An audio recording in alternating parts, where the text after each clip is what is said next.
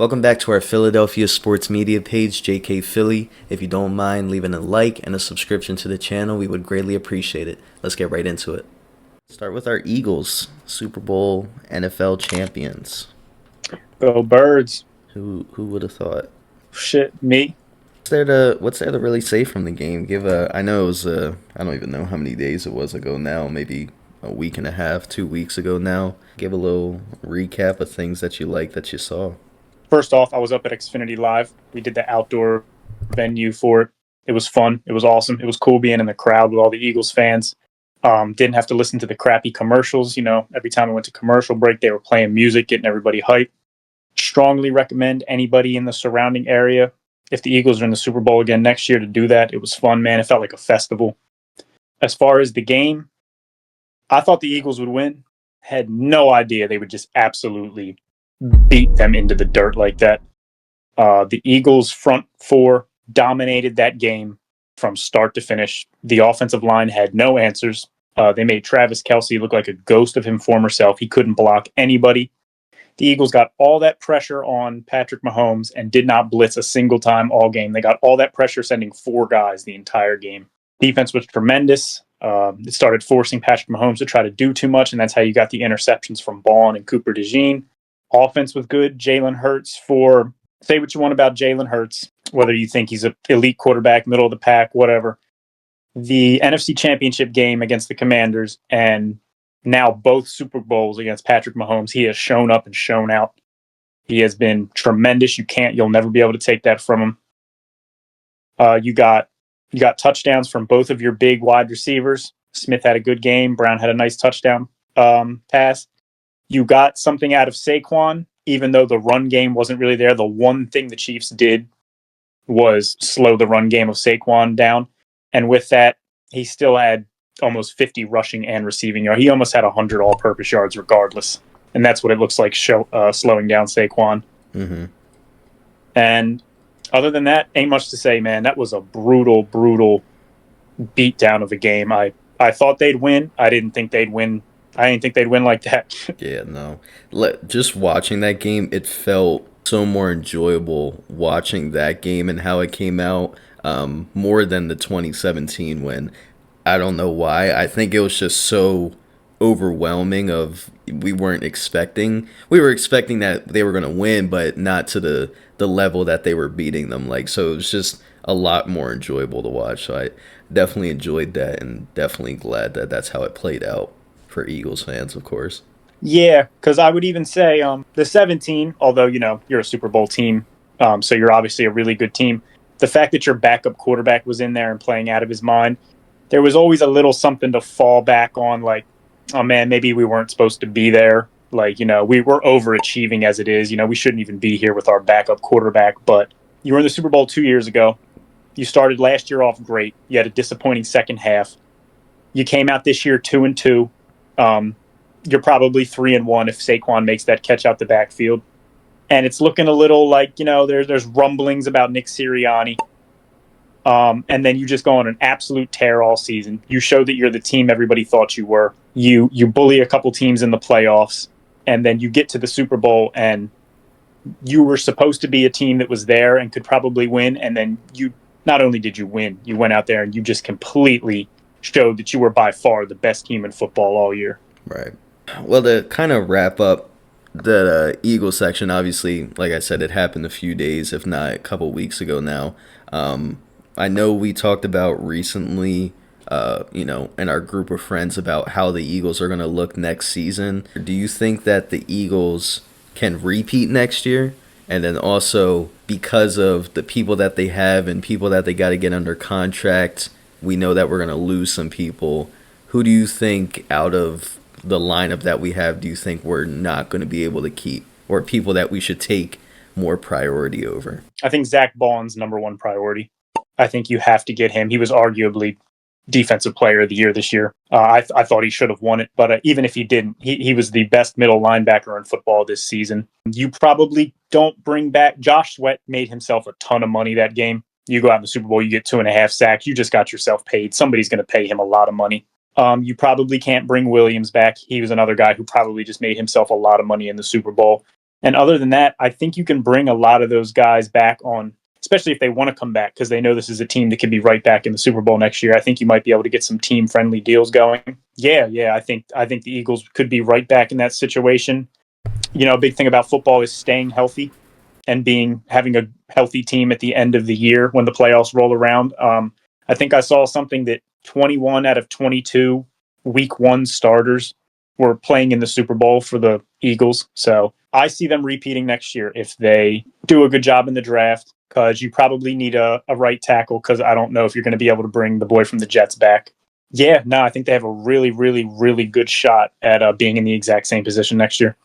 Well, we'll move on from that section then. You said you wanted to talk about the Sixers. Obviously, the All-Star game just happened. Been seeing a lot of media about the All-Star game, so... All-Star game sucked. Yeah. But we know that. I've never been I don't really watch the All-Star games in any sports except maybe baseball.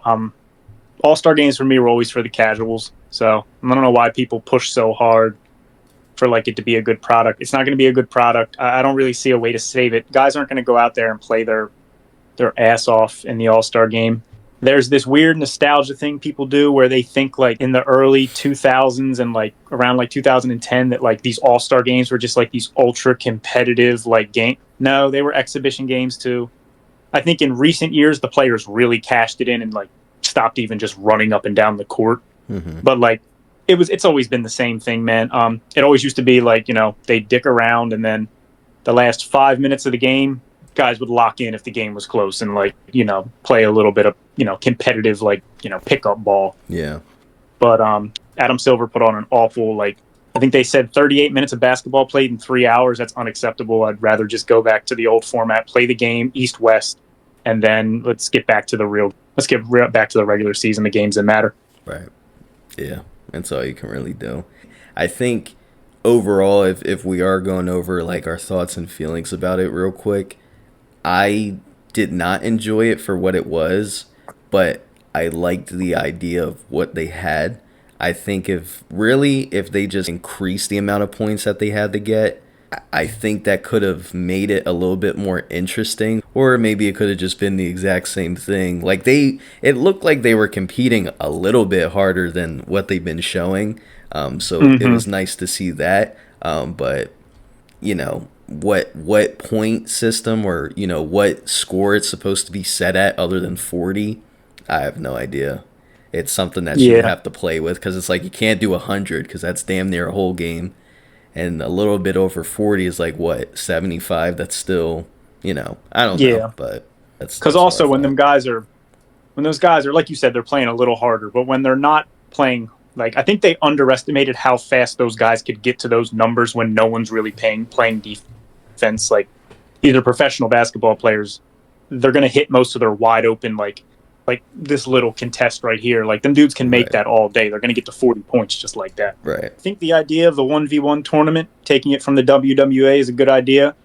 With one condition, you have to get some of the stars of the NBA to compete in the 1v1. Mm-hmm. It'd be cool to have some of the lesser known guys. I'd love to see what Cam Reddish can do, a guy who's got a bag, go up against other guys. But if none of the top talent care about doing it, then it's just going to end up being a bunch of 7th, 8th, 6th men off the bench, Bobby Portis versus, you know what I'm saying? Some of the stars, I need Kyrie Irving to want to do it too. Or maybe a Ja Morant. There's got to be some big names that also want to do it besides some guys that got a bag on the bench. I think people that are that involved, obviously being an NBA player, into at least the standard of an all-star, if not a starter in the NBA, should have enough love for the game where they would see that as interesting. Because I hope so. You're putting your pride on the line, basically, and you're putting you don't want to look like the idiot that got skunked by whoever it is. I don't want to get I don't know a good comparison, but just say Cat and Wemby go up against each other. I don't want to get skunked by Wemby, and the same thing, Wemby doesn't want to get skunked by Cat just from shooting. So it's definitely enticing. If don't go out like Breanna Stewart. Yeah, no, that was embarrassing too. At least she's got the balls enough to go out there and do it. Some of them guys, some of them guys, they won't admit it, but some of them dudes' egos can't take, like, they'll think, like, oh, damn, what if I go out there and I get 10-0? And they just won't participate because of that. Yeah. Yeah, no, 100%. I Where at least Brianna Stewart went out there and took her L. I would definitely be interested to see how that plays out if it does, but I think just take it back to the basics. Incorporate that 1v1 somewhere in it. Maybe take out the skills competition or whatever you do, but just take it back to the basics with the East versus West. I've always enjoyed just watching that. What we've been seeing, we really agree with what media is mostly saying, and to the Sixers degree, we talked about Paul George on our last episode. Nothing's changed from that standpoint, so. Yeah, no, it came out a week ago at this point that he's getting injections before every game. And I think Shams, he made a great point. Like, this is something guys do to get through playoff games. Yeah. When, like, you really need a guy like, oh, yo, it's the playoffs. Like, give me a shot. I'm going to go out there. We're trying to win. It's not something you see a guy do in the, 57th game of the season when you're, what are we, 12, 13 games under 500. Best case scenario for the Sixers, because when it looked like there was a time where they were inching towards 500, where they were like 4 or 5 games under, and it looked like maybe there's something salvageable here. Tell Embiid to go get that knee surgery so he can rehab and be as ready for next year as he can be. Shut Paul George down because he's obviously not healthy either. If Maxey wants to go out there and keep hooping, let Maxey go out there and keep hooping. Tank as hard as you possibly can to try to hold on to that top 6 pick. Because if it's only top 6 protected, so if it's 7 or anything else, it's going to the Thunder. So I'm shutting everything down. I'm going full process mode. Let Ricky Council go wild. Pull some dudes up from the G League that are kind of borderline guys. Let everybody go crazy and lose as many games as possible. So you hope you pick in the top 6, because it's a very deep draft this year. Mm-hmm. Holy Grail is the number 1 overall pick, Cooper Flagg. I don't know if we'll be able to be that bad. Fingers crossed. Right. But, it's a deep draft, guys. You got Ace Bailey. You have his teammate at Rutgers, whose name's slipping me right now. The boy at Maryland's been hooping. Like, man, there's players coming out of this draft. It's really difficult overall looking at the Sixers. Like you just said, shut everybody down. Let Maxey go hoop for the rest of the season and tank is really what we've been saying all season. Like, even into the Paul George standpoint of just like, hey, let's wait it out. Let's see what happens with Paul George. It's like we've seen what we're going to get from a injured Paul George that's trying to really broadcast that he's not injured, but he's injured. Of course. The Sixers mindset, maybe even Daryl Morey's mindset, is like, hey, man, we're 1 spot below getting in the play-in. Like, we can make a push. You saw that they just signed Lonnie Walker. For what reason? I don't know. It's like if we're trying to compete, yeah, it's a good pickup. It's a good bench player for us. Joel Embiid is not going to be in the playoffs. Like, if we're lucky enough to get into the playing game, for what possibility we beat whatever team that is and we go into the first round of playoffs, Joel Embiid's not going to be consistent in that game, and we're just going to get beat anyway. Like, he's not going to be consistent. He's not going to be there. What is the point of trying to push it? We still have I was listening to something earlier, and he's still under contract for 4 more years, something like that. Yeah, like, just gave him an extension a couple years ago. Yeah, so I don't understand why we're so encouraged on trying to make a push right now. I really can't speak from a fan's perspective. I wonder if Daryl Morey or Sixers organization knows something that we don't, and that what they're saying, and maybe Joel Embiid's injury is not as bad as people think it is, but it's got to be as bad. He's not playing, and you trying to preserve him is not really helping anybody. So I think a lot of the Sixers fans have the same thought process of just like, we're hearing so much stuff and seeing so much from our 2 stars that we have on our team. Why not just shut them down at this point and just let Maxey go get his points so he can still develop and just develop our G League guys, because it's all we're really going to do. Yeah, because while especially with Paul George, man, he's out there like, yo, if you're in that much pain where you can only drop 2 points a game, why are you even out there? Right. Edwards can come off the bench and get me 2 points. Like, when the news, the funny thing about the Embiid, I thought he got hurt because I'm on my way to Philly on the Amtrak, and I see the report from whoever leaked the news, and it said Joel Embiid needs another knee surgery and will probably, need a lengthy recovery time. and they're playing the game on ABC. Mm-hmm. And I'm like, oh my God, did he just go down with another injury? Yeah. No, he's got 26 at halftime or whatever it was. And he already knows when the offseason comes up, he's going to need another surgery, man. Shut it down. At least when he's out there, he's playing out of his mind. Like he still looks like Joel Embiid. He looks hurt. He looks a little slower, but the production's there. Paul George doesn't even look like he could play basketball right now, man, if he's as hurt as he says he is. Yeah. I feel like now that I'm really involved, like I've been involved in watching Sixers basketball, but now just being involved into what this side of a team aspect looks like, it's just really difficult as a fan to be like, I'm okay with Embiid still playing because I'm just going to watch him play and score that triple-double when he comes back, and even know that he's hurt, and we should admire the triple-double. It's like, if we got him for 5 more years, at the end of the day, we want him to go compete for a championship. I don't care about these triple doubles right now, and God forbid he gets hurt in 2 seasons and he's done. Like, then what? Right. You know, like, what are we preserving him for right now and just sprinkling him in here and there for what? So he gets his runs in? I don't know. There's, like I said, there's nothing really to talk about with the Sixers. It's the same frustration that we talk about every week with the injuries and how they look, and Daryl Morey's resistance to just, or I don't know if that's his call or whose call it is, to just shut him down for the rest of the season. But we've been talking about shutting him down for the season since November. So, you know, it's going on damn near March and he's still playing. Get it over with.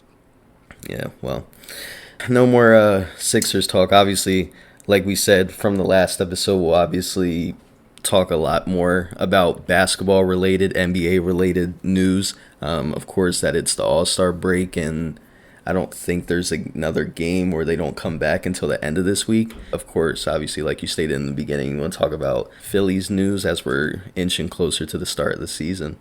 We are getting closer, baby, and there ain't much new news to report, but just I'm getting excited for baseball, man. I think it really comes down to if the lineup can stay consistent this year, because I think the Phillies have one of the better starting rotations in baseball. It's very deep, especially if Andrew Painter makes a push for the major league team. It's crazy to think that as high as a prospect as he is, there's not even really a spot for him in the starting 5 rotation right now, because that's how talented they are. He might have like a bullpen role if he makes the team. They might just start him in AAA. I'm sure they will, because they like starting young guys down in the minors so they don't lose years of control on them. I'm excited for spring training to see specifically him, Justin Crawford, and Aiden Miller. Those guys are the future of the team, especially Aiden Miller and Painter. Aiden Miller looks like he could be the real deal. He looks like your shortstop of the future, or maybe your second baseman. If I think he'll be your shortstop, and Trey Turner probably gets moved to second base if Stott has another down year this year. But Aiden Miller looks hungry, man. He looks like he's going to be at this. He's going to be on that major league team sooner rather than later. Other than that, not much to say about them. Like I said, they're about 40 days away from opening day. Spring training's getting ready to start, and I'm excited to watch some Phillies baseball. Hopefully they get the opportunities that they do, and hopefully we have a good start this season. Obviously, hopefully we can do a little bit more in terms of, I know it's a long season and a lot of games, but in terms of when it's coming around playoff time, that we're set up in the right position that we need to be, so we can be ready to go for, you know, another push at a championship. Hey man, this could be the perfect year to start watching. Yeah. I mean, definitely now, since we're involved with the channel, I definitely, like, even with the Eagles in recent years, I wasn't paying as much attention. This was the season I probably watched the most games in my whole life. Definitely more involved in the Philly sports, or sports overall. Like I was just saying, we'll try to talk a little bit more about basketball in this whatever period that we have going on, and then we'll obviously stretch a little bit into baseball when that comes up. But yeah. Thank you guys for watching another episode of JK Philly. Make sure you stay tuned by subscribing to the channel.